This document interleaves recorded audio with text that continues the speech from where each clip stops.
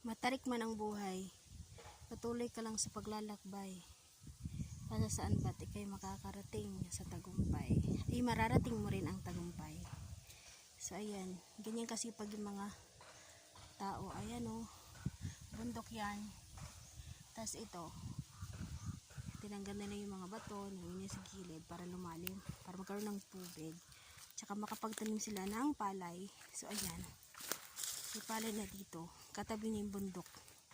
Walang pila, pilapil na siya. Yung pilapil niya, bundok na talaga yan, bato-bato na yung pilapil niya. Ito dito tayo dadaan sa gilid-gilid.